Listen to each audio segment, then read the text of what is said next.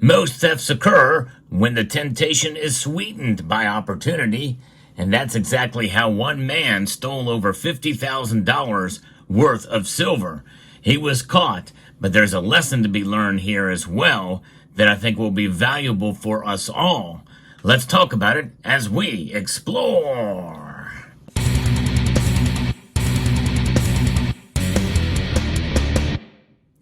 What you see before you here is an example of what kind of silver was stolen. It was in form of mostly bars and coins, silver eagles, tubes of them, to the tune of $50,000 worth. I'm going to be referencing a story here from WFLA.com. In Florida, a Hillsborough County deputies reportedly caught a 10-time convicted felon with over $50,000 in stolen silver coins and bars after pulling him over for a traffic violation. Now, that first sentence alone should tell you more than what you need to know, that sometimes crime does pay. In this case, it did not, but that this person was a 10-time felon and apparently was still roaming around free and was able to perpetuate this crime, which is quite unfortunate. I think it just goes to show you how our justice system really needs reformation. And, of course, that it not only includes it on a federal level, but also on the state level and local level in many cases. People should not be able to get away with such crimes, and if somebody has 10 felonies under their belt, why are they roaming the streets? But anyways, that's another story.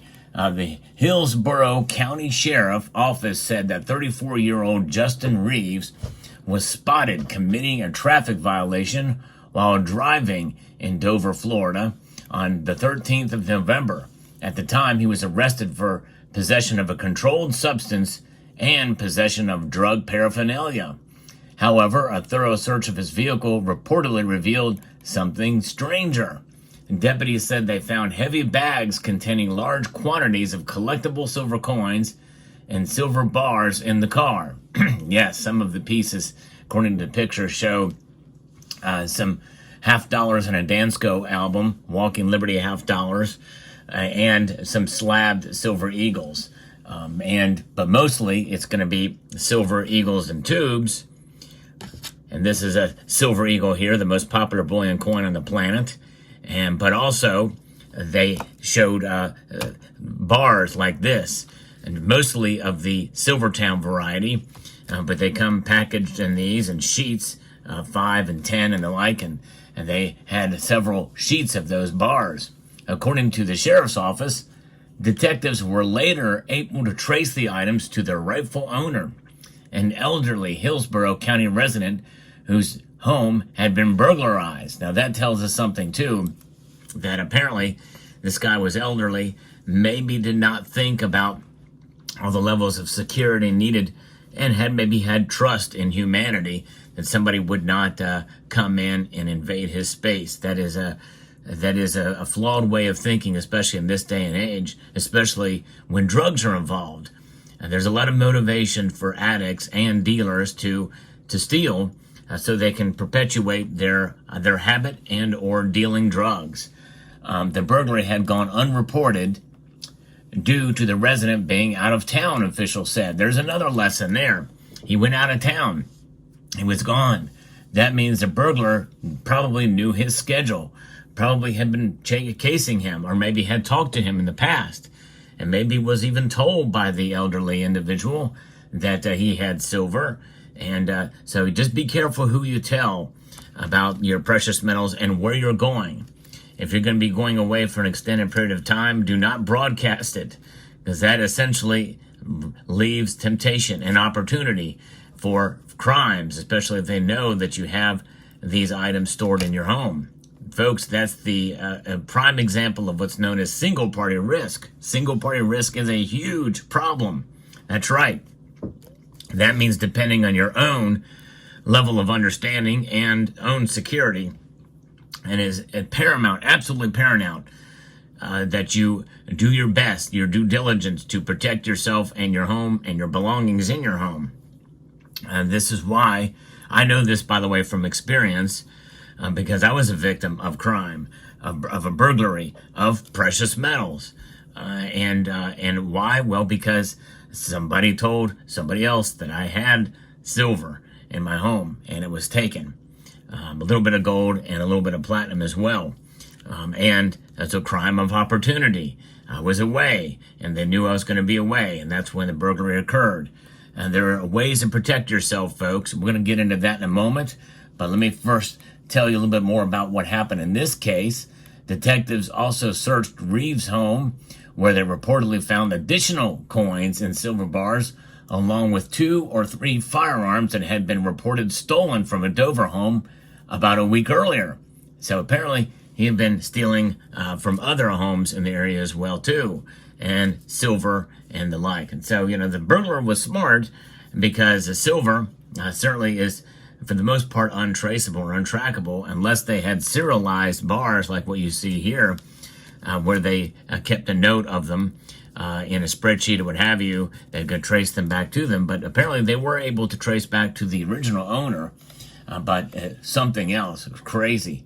And so they found these other reportedly stolen silver bars and firearms. The sheriff's office said Reeves has an extensive criminal history and was just recently released from prison in August. 9 different charges have now been filed against Reeves relative to recent incidences. And I tell you, I would say before you release somebody, I guess if they serve their sentence and then and the sentence is what it is, well, then I guess he should have gotten out. But if he's on parole, that I have better ways to be able to track folks that are under parole to make sure they can find out where they're at and the like, to be able to prevent them from doing this type of thing. But apparently not. Now, these charges are pretty long laundry list here for this individual: armed burglary of a dwelling, burglary of an unoccupied conveyance, felon in possession of a firearm, grand theft firearm for the 3rd time, grand general theft, grand theft in the 2nd degree, dealing in stolen property, possession of a controlled substance, and possession of drug paraphernalia. And so that is the list, the laundry list there of what these charges are, just for these latest crimes. So it is something. Now, how can you protect yourself? And this is one of the reasons why I like to do these videos. I have a whole playlist, and if you find these videos informative, I hope you will consider pressing that like button and subscribing to the channel if you haven't done so already. But I have a whole playlist called Precious Metal Crimes, of which this video will be a part. And one of the reasons why I like to do that is to really remind you and myself included, about ways to protect yourselves against such things. You can do it. And some of that may involve actually a third-party risk, at least in part, to protect yourself. That's why it's nice in some ways to be able to have some of your silver stored off-site, and gold as well too. If you know somebody that you can trust and have access to, it's always good to have that. That removes your home as a target.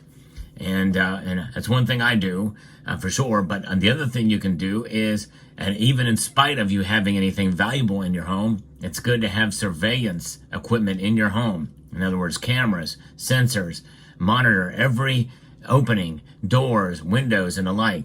Make sure every square inch around your house is covered with a video surveillance, and even inside the home as well too, just in case they are able to make entry.